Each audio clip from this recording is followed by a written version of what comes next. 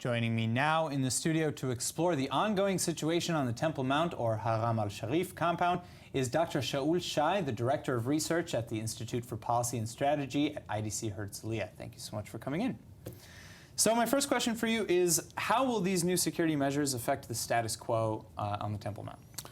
I think that, first of all, Israel is committed to maintain the status quo.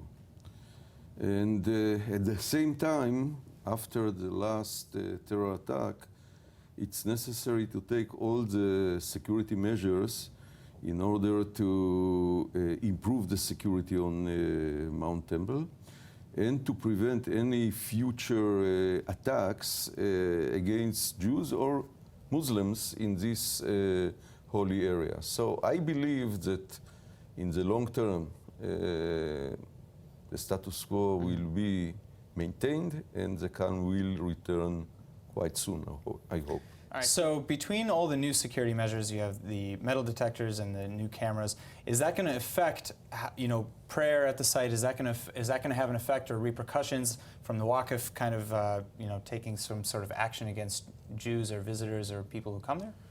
I think that we have to put the distinction between the security measures and the fact that both Muslims and Jews has to come to this holy place, which is holy to both religions, and to be free to pray and to stay there. But in order to enable to do it in a safe way, there is no other option after the last attack than to take all these security measures. And I don't think that it will affect in any way, let's say, the freedom of any religion to use this place. So why then would the Jordanian officials and the Waqf have such an issue with installing such measures? For example, just a few months ago, there was the idea to install 24/7 cameras around the clock at all points of the compound, and they had a fit. They said absolutely not. So, why would they be so against that if it doesn't really affect them? I think that it's more political question than a practical one, because I think that it's a common interest for everybody, Jews and Muslims as well, to protect this place.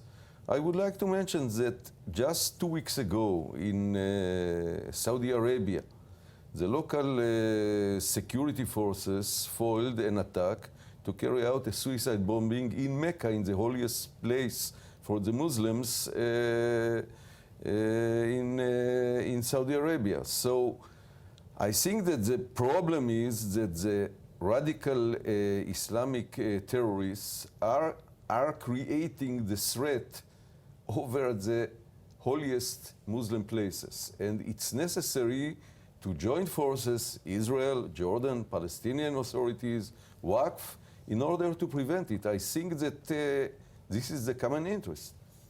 All right, now follow up to something that the Grand Mufti said of Jerusalem. He was accusing Israel of taking over more control away from the Jordanians and kind of having more Israeli oversight. Is that the case? Has that ever been the case? And if it is, or if it isn't for that matter, why doesn't Israel take over control? Because Israel, as I said before, is committed to the status quo. It's agreed between Israel and Jordan, Israel and the Waqf, and Israel is not violating any previous agreement.